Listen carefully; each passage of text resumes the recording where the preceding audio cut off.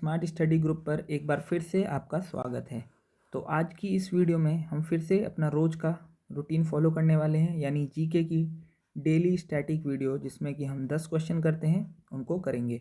तो आपको रोज़ इस वीडियो को फॉलो करना है ताकि आपकी जीके धीरे धीरे स्ट्रांग हो। ठीक है, अगर आप रोज़ फॉलो नहीं करेंगे तो आपकी पढ़ाई जो होगी वो स्मार्ट नहीं रहेगी, वो सिर्फ स्टडी ग्रुप बन के रह जाएगा हमारा चैनल। ठीक है, तो स्मार्टनेस के लिए क्या करना है, रोज़ वीडियो को फॉलो करना है, रोज़ हमें प्रिपरेशन करनी है। तो चलिए अपने पहले क्वेश्चन की तरफ बढ़ते हैं। फर्स्ट क्वेश्चन कहता है कि how many neighbouring countries of India are there. तो इंडिया की कितनी नेबरिंग कंट्रीज़ हैं। ठीक है, इस क्वेश्चन में बहुत सारे बच्चे क्या गलती करते हैं, वो 7 मार्क कर देते हैं। ठीक है, इसका करेक्ट आंसर 7 नहीं 9 है। क्यों? इंडिया के यहाँ पे लैंड नेबर्स नहीं बोला है। जब लैंड नेबर पूछा जाएगा तो आंसर 7 होगा। ठीक है, 7 क्या है, लैंड नेबर्स।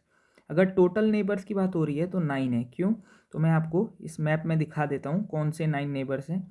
तो हमारी इंडिया के पाकिस्तान जो कि फर्स्ट हो जाएगा, first will be Pakistan, second will be Afghanistan, third will be China, fourth will be Nepal, fifth Bhutan, six Bangladesh, seventh Myanmar. ठीक है, ये तो हो गए लैंड नेबर जिसके साथ इंडिया का लैंड बॉर्डर है।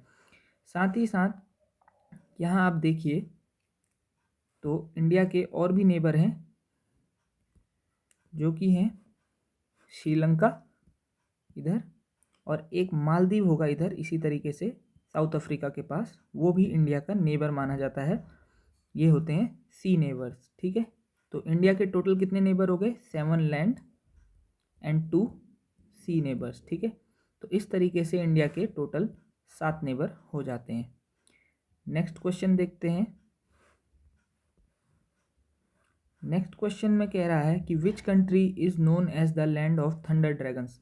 तो कौन से देश को लैंड ऑफ थंडर ड्रैगन्स कहा जाता है। ठीक है, तो लैंड ऑफ थंडर ड्रैगन्स किसको कहा जाता है, भूटान को। पर ऐसा क्यों कहा जाता है, भूटान में ये माना जाता है कि वहाँ जो हिमालय हैं, ठीक है, हिमालय से बहुत ही स्ट्रॉन्ग लाइटनिंग होती है।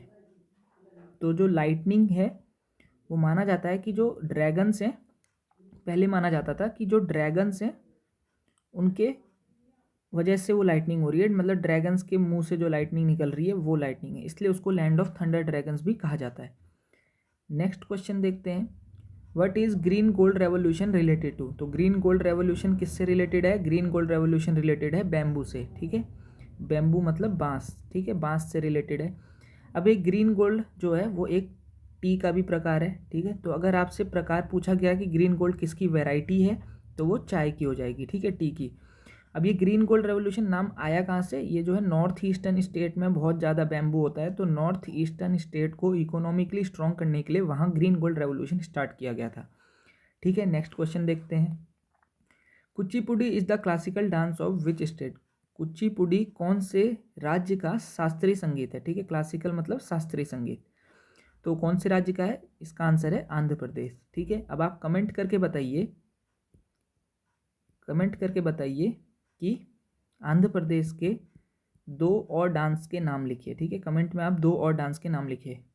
सेम इसी तरीके से आप ये वाले क्वेश्चन में भी बताइए कि वाइट गोल्ड किस मेटल का नाम है, वाइट गोल्ड कौन से मेटल का नाम है, ये आपको कमेंट करना है। ठीक है, 2 क्वेश्चन हो गए। फिफ्थ क्वेश्चन पे आते हैं आज की वीडियो के। Who was the first election commissioner of free India. Free India के पहले इलेक्शन कमिश्नर कौन थे, तो इसका करेक्ट आंसर है सुकुमार सेन। ठीक है, सुकुमार सेन जी थे भारत के पहले इलेक्शन कमिश्नर। तो आपको कमेंट करके बताना है कि इंडिया के फर्स्ट इंडियन सिविल सर्विसेज में एनरोल होने वाले, यानी इंडियन सिविल सर्वेंट, पहले civil servant, first IAS officer कौन थे। ठीक है, ये आपको कमेंट करके बताना है। Next question. Mid day meal scheme was first started by which state in India. Mid day meal scheme कौन से स्टेट ने पहली बार स्टार्ट करी थी इंडिया में, तो इसका करेक्ट आंसर क्या है, तमिलनाडु। ठीक है, तो mid day meal scheme Tamil Nadu राज्य ने शुरू करी थी। पर इससे पहले भी पुडुचेरी जो यूनियन टेरिटरी है, पुडुचेरी में फ्रेंच गवर्नमेंट थी पहले ना, फ्रेंच ऑक्यूपेशन था वहाँ पे, तो फ्रेंच गवर्नमेंट ने मिड डे स्कीम वहाँ पहले से चला रखी थी। तो अगर फ्री इंडिया की बात करी जाए तो तमिलनाडु, अगर उससे पहले की बात करी जाएगी तो पुडुचेरी होगा करेक्ट आंसर। ठीक है, ब्रिटिश इंडिया को भी इन्वॉल्व कर लेंगे या फिर यानी नॉन इंडिपेंडेंट इंडिया की बात करें तो पुडुचेरी करेक्ट आंसर होगा। नेक्स्ट क्वेश्चन देखते हैं, which article of Indian constitution provides for vice president of India. तो वाइस प्रेसिडेंट होना चाहिए भारत का, ये कौन से आर्टिकल में लिखा गया है? Article number 63। ये कहता है there shall be a vice president of India. ठीक है, भारत का एक वाइस प्रेसिडेंट होगा, ये आर्टिकल 63 में लिखा गया है। नेक्स्ट क्वेश्चन देखते हैं, which country has the most number of world heritage site. तो इंडिया में फ़िलहाल 40 हेरिटेज साइट हैं। लास्ट जो ऐड हुई थी वो है धोलावीरा। ठीक है, धोलावीरा गुजरात, ये लास्ट ऐड हुआ है हमारे देश की वर्ल्ड हेरिटेज साइट्स में। वर्ल्ड हेरिटेज साइट किसके अंडर आता है? यूनेस्को के। ठीक है, यूनेस्को वर्ल्ड हेरिटेज साइट बोला जाता है इसको। और सब which country has the most number, यानी सबसे ज़्यादा कौन से देश में? तो वो है इटली में। ठीक है, सबसे ज़्यादा वर्ल्ड हेरिटेज साइट्स इटली में।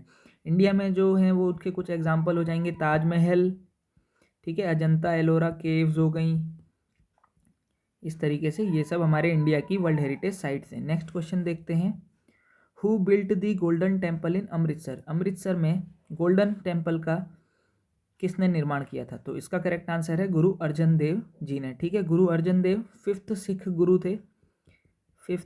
गुरु थे गुरु अर्जन देव। इन्होंने गोल्डन टेम्पल का निर्माण किया था। गोल्डन टेम्पल को बहुत बार अटैक्स करा गया, अफगान इन्वेडर्स आए। ठीक है, अफगानियों ने इसमें बहुत वो करे। 1604 में वैसे बना था ये, तो अफगानिस्तान से बहुत सारे इन्वेडर्स आते थे और इस टेम्पल को बहुत सारा नुकसान पहुंचा के चले जाते थे। रंजीत सिंह जी ने इसका दोबारा से कंस्ट्रक्शन कराया था। रंजीत सिंह जी थे, इन्होंने इसका दोबारा से कंस्ट्रक्शन कराया था। अब आपके दिमाग में आ रहा होगा गोल्डन टेम्पल, क्या ये गोल्डन का बना हुआ है सच में? तो नहीं, एक्चुअली ये मार्बल एंड कॉपर का बना है। ठीक है, मार्बल एंड कॉपर का बना है, पर इसमें गोल्ड फॉइल लगाई गई है ऊपर से। ठीक है, गोल्ड फॉइल चढ़ाई गई है। अब देखिए, अमृतसर शहर का नाम अमृतसर क्यों है?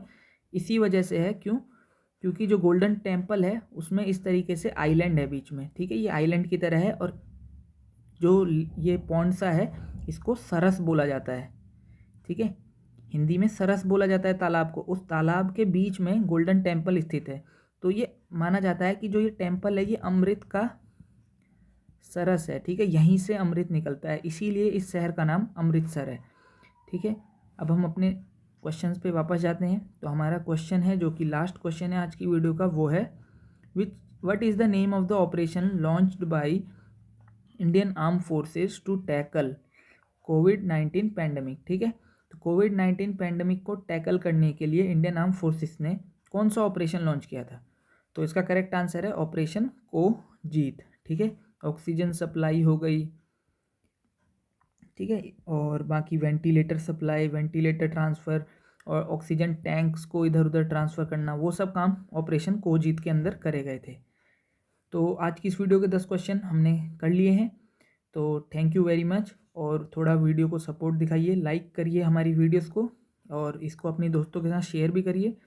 चैनल को सब्सक्राइब कर दीजिए अगर अभी तक चैनल को सब्सक्राइब नहीं करा है, क्योंकि डेली हम इसी तरीके से 10 क्वेश्चंस का डिटेल में एनालिसिस करते हैं, और इससे आपकी प्रिपरेशन होती है स्टेप बाय स्टेप। ठीक है, तो हमें एक साथ बर्डन नहीं लेना है, धीरे धीरे करना है, थोड़ा बहुत आपको एन्जॉयमेंट करके करनी है हर चीज़ें। ठीक है, ये जो जानकारी मैं दे रहा हूँ इससे आपको अच्छा फील होना चाहिए। ठीक है, एन्जॉइंग होनी चाहिए एक्सपीरियंस आपके लिए, आपको लगना चाहिए कि हाँ इंटरेस्ट आ रहा है और कुछ सीखने को मिल रहा है, और ऐसा नहीं कि हम कुछ रट रहे हैं, सीख पढ़ रहे हैं। ठीक है, थोड़ा सा जानकारी है, आपको ये ध्यान में रखनी है, और इसी तरीके से पेपर में आपको काफ़ी हेल्प मिलेगी।